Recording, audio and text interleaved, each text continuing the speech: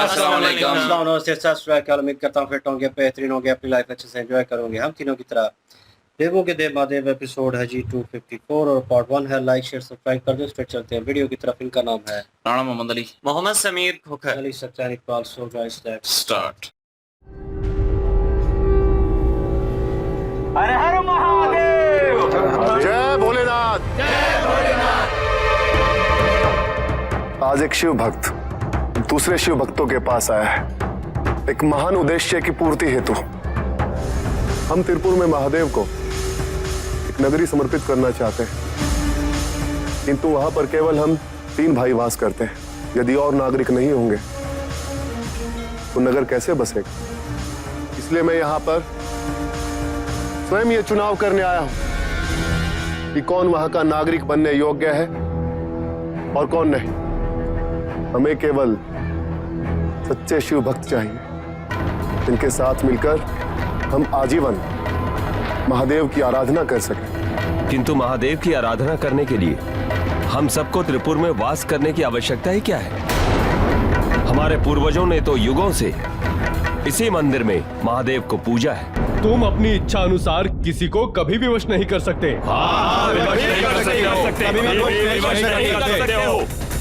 मैं कर सकता हूं, मैं कुछ भी कर सकता हूं।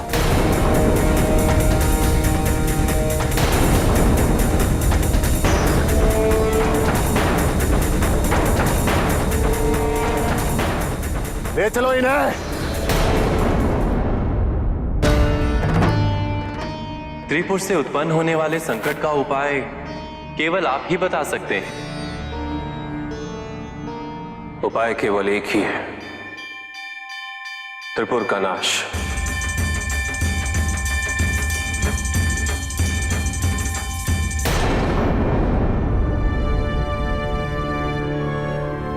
ले चलो सबको।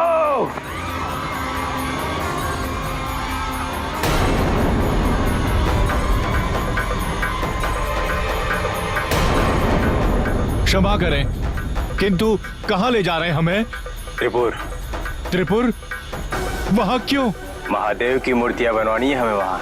आप अपनी आवश्यकता बता दीजिए, हम यही मूर्तियां बनवा देंगे। आप आकर ले जाइएगा।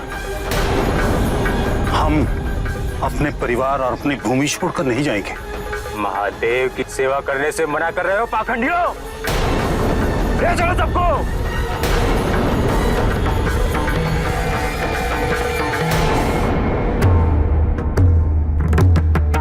किंतु एक समस्या, त्रिपुर अर्थात स्वर्णपुर, रजतपुर और लौहपुर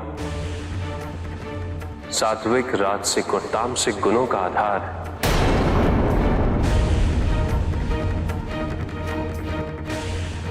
यदि एक पुर का नाश किया तो शेष 2 पुरों से तीसरा पुर पुनः निर्मित हो जाएगा, क्योंकि रजस से सत्व जन्म लेता है, सत्व से तमस और तमस से रजस।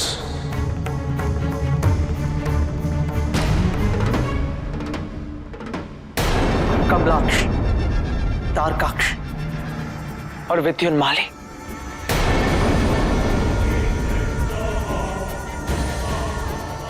ये वही भूल करने जा रहे हैं जो एक समय मैंने की थी। पिताजी को ना समझने की भूल।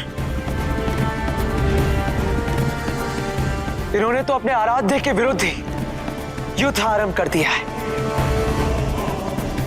और उन पर ही आक्रमण करने का दुस्साहस कर रहे हैं। भगवान और भक्त के संबंध को कलंकित कर दिया इन तीनों भाइयों ने।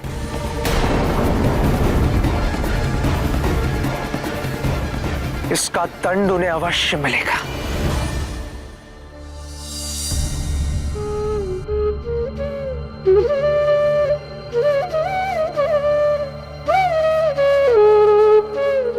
स्वामी ने कहा था कि इस वृक्ष की छांव में हमारा मन शांत होगा, किंतु कार्तिकेय को भूलना संभव कहाँ है। वो हमारा पुत्र है, उसे जन्म दिया है हमने। आप यहाँ होते स्वामी तो हम अपनी व्याकुलता आपसे बांट लेते, किंतु आप भी नहीं हैं। हम करें तो क्या करें?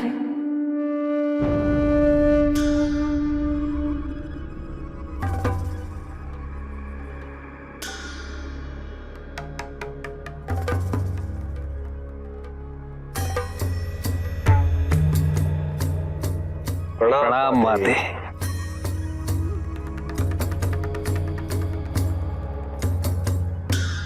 माते, हम अपनी एक समस्या के समाधान हेतु आपके पास आए हैं। कहिए ऋषि भृगु, हम आपकी सहायता अवश्य करेंगे। माते, असुरों और देवताओं का युद्ध सदैव चलता रहेगा। महादेव, भगवान विष्णु, ब्रह्मदेव, इनके होते हुए हमें सुरक्षा की चिंता करने की कोई आवश्यकता नहीं।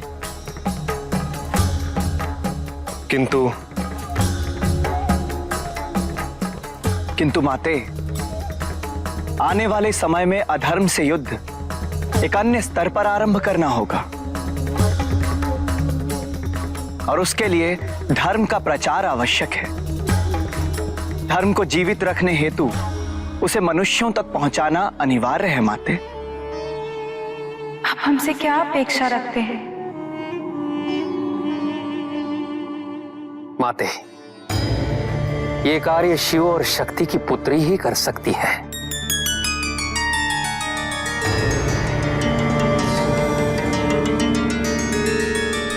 पुत्री?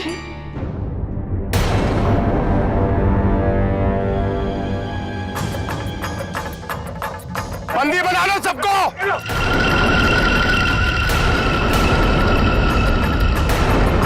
अरे हमें बंदी क्यों बनाया जा रहा है? आखिर हमारा अपराध क्या है? तुम सब शिव भक्तों की भक्ति से प्रसन्न होकर हम तुम्हें अनाज उगाने जैसे व्यर्थ के कार्यों से मुक्त कराने आए हैं, ताकि तुम सब त्रिपुर में रहकर भगवान शिव की आराधना कर सको। हम अनाज नहीं उगाएंगे तो प्रजा खाएगी क्या? सबका पोषण कैसे होगा? प्रजा की चिंता महादेव पर छोड़ो, और वैसे भी ये मत समझना कि हम तुमसे अनुमति मांग रहे हैं। चलो ले चलो इन सबको। महादेव,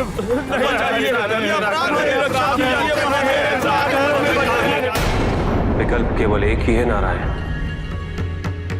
तीनों पुरों का अर्थात तीनों गुणों का एक साथ विनाश। किंतु तीनों का विनाश तो तभी संभव है जब वो तीनों एक रेखित हो। तारकश, विद्युन्माली और कमलाक्ष इस तथ्य से भली भांति अवगत हैं। वे तीनों पुरों को एक रेखित नहीं होने देंगे।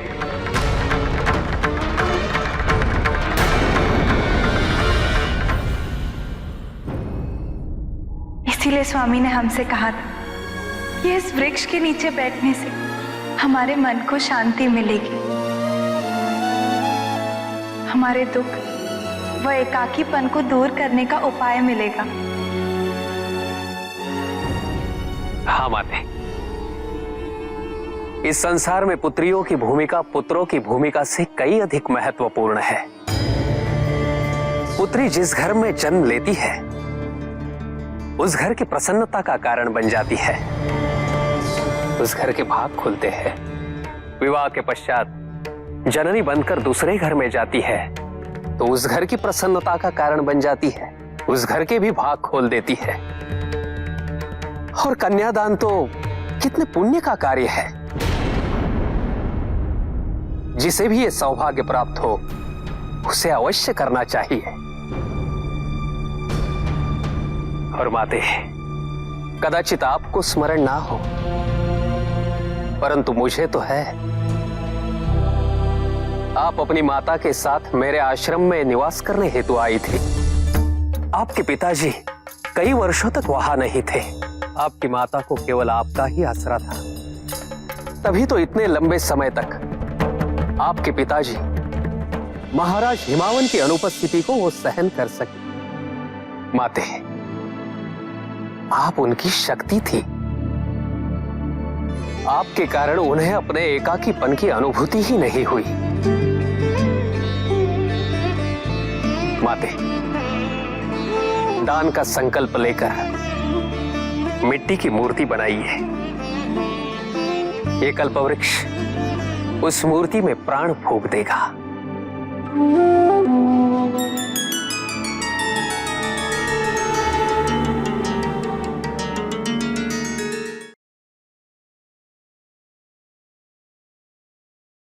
जी गाइस, और विदेन माली और बाकी जो दोनों उनके भाई हैं, ये सारे वाकई पखंडी निकले हैं और बड़े जालिम किस्म के बंदे निकले हैं ये तो।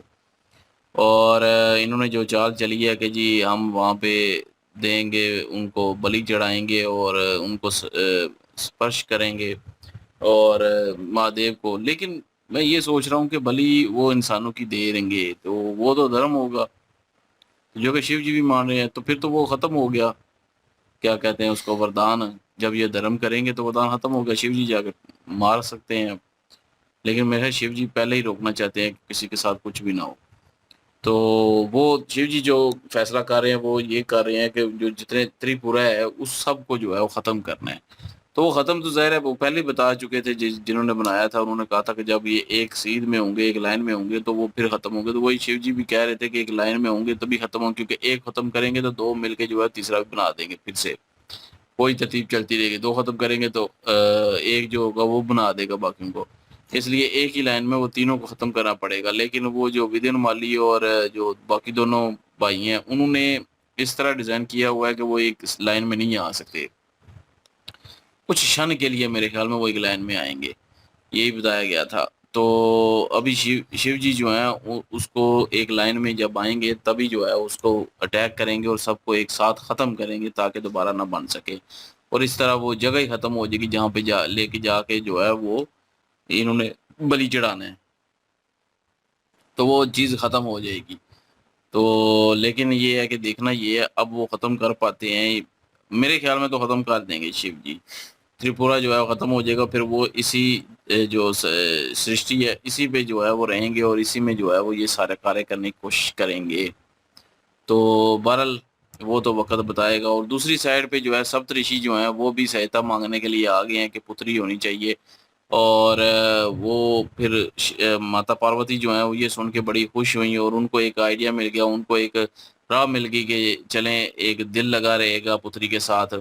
और वैसे भी वो कह रहे थे कि पुत्री अगर जन्म लेती है तो प्रसन्न कर देते पूरे घर को, और जहाँ पे फिर जाती है जननी बन के वहाँ पे भी प्रसन्न कर देती है सारे घर को। तो इसमें कोई शक नहीं है। और वो अभी उन्होंने एक आइडिया दिया है कि पुतला बनाएं और उसमें जो है ये वृक्ष जो है वो रूह फूंक देगा, आत्मा फूंक देगा। तो वो जो है आपकी बेटी जो है वो आ जाएगी, शिव और पार्वती की पुत्री। तो अभी मेरे ख्याल में एक न्यू कैरेक्टर का भी आगाज़ होने लगा है। तो लेकिन दूसरी साइड पे जो है वो असुर जो हैं वो हर जगह फैल चुके हैं, हर किसी को पकड़ के लेके जा रहे हैं। ना उन्होंने कोई भगत छोड़ा है, ना उन्होंने कोई शिल्पकार छोड़ा है, ना उन्होंने कोई पंडित छोड़ा है। सबको जो है वो लेके जा रहे हैं, काबू करके कैद में डाल रहे हैं। तो फिर उसके बाद त्रिपुरा लेके जाने का उनका इरादा है, वहाँ पे जो है बलि चढ़ाने का उनका इरादा है। लेकिन अभी शिव जी जो है वो किसी न किसी तरीके इस चीज़ को रोकेंगे, त्रिपुरा को जो है वो ख़त्म किया जाएगा। बिल्कुल जी। और कार्तिकेय कुमार जो हैं ये खबर उन तक भी पहुंच चुकी है और वो वहाँ के दक्षिण जो राजा हैं उनको बता रहे हैं सारी स्थिति कि ये भूल जो तारकासुर के बेटे करने जा रहे हैं ये पहले मैं भी कर चुका हूँ। जो महादेव जो हैं उनको मैं समझ नहीं सका, लेकिन वो तो सिर्फ ना समझने की हद तक बात थी, वो तो बात खत्म हो गई। लेकिन कार्तिकेय कुमार जो हैं वो यही कह रहे हैं कि इनको अंदाजा नहीं है कि ये कितना बड़ा अधर्म करने जा रहे हैं, कितना बड़ा पाप करने जा रहे हैं। वो जो इनके रक्षक हैं, वो जो इनके रहनुमा हैं, उन्हीं के ऊपर प्रहार करने की योजना ये बना रहे हैं। तो ये मूर्ख जो हैं अपने विनाश की तरफ बढ़ रहे हैं, इनको पता ही नहीं है कि ये करने क्या जा रहे हैं। राजकुमारी जो हैं वो भी काफ़ी ज़्यादा गुस्से में हैं। उन्होंने भी कहा कि ये जो भक्ति भगवान और भक्त का जो एक रिश्ता होता है उसको इन्होंने कलंकित किया है, तो ये इन्होंने महापाप किया है, बहुत गलत इन्होंने किया है। अब कार्तिकेय कुमार जो हैं वो उस तरफ हैं, उनका तो वो कार्य बनता है दक्षिण की रक्षा करना, वो यहाँ पे आ नहीं सकते। शिव जी, विष्णु जी और ब्रह्मा जी तीनों मिलकर ही अब इस योजना को मुकम्मल करेंगे। और ये जो तीनों पुत्र हैं तारकासुर के, इनका जो प्लान है उसको यही विनाश कर सकते हैं और कोई नहीं। वहाँ पे माता पार्वती जी जो हैं उनसे भी सहायता ऋषियों ने मांग ली है कि आपकी पुत्री का होना अनिवार्य है। बिल्कुल ये सिचुएशन जो है वो ये उससे ये होगा कि माता पार्वती जी जो है उनका जहन जो है वो थोड़ा बटेगा और उनको थोड़ा बहुत सुकून जो है वो मिलेगा, क्योंकि वो कार्तिकी को मिस कर रही थी और वो उनका मसला भी हल हो गया। लेकिन सबसे बड़ा मसला जो है वो तारकासुर के पुत्र जो हैं उन्होंने क्रिएट कर दिया और ये मसला जो है अभी इतना बड़ा हो गया है कि शिव जी और विष्णु जी और ब्रह्मा जी इस चीज़ को डिस्कस कर रहे हैं और अपनी अपनी सलाह जो है वो दे रहे हैं, क्योंकि शिव जी गुस्से में है काफ़ी और वो चाह रहे हैं कि त्रिपुरा का जो है वो उसको तबाह बर्बाद किया जाए ताकि ये सिलसिला ना हो। लेकिन अभी उन्होंने उनके जो पुत्र है तारकासुर के उन्होंने कैप्चर काफ़ी लोगों को कर लिया है। लेट्स सी क्या सिचुएशन होती है, किस तरह शिव जी जो है सारा प्लान इम्प्लीमेंट करते हैं, ये तो नेक्स्ट पार्ट में पता चलेगा। तो चलते हैं नेक्स्ट पार्ट में। लाइक शेयर सब्सक्राइब कर दीजिएगा। इंशाल्लाह मिलते हैं नेक्स्ट वीडियो में। अपना ख्याल रखिएगा, वो में याद रखिएगा। तब तक के लिए अल्लाह हाफिज़।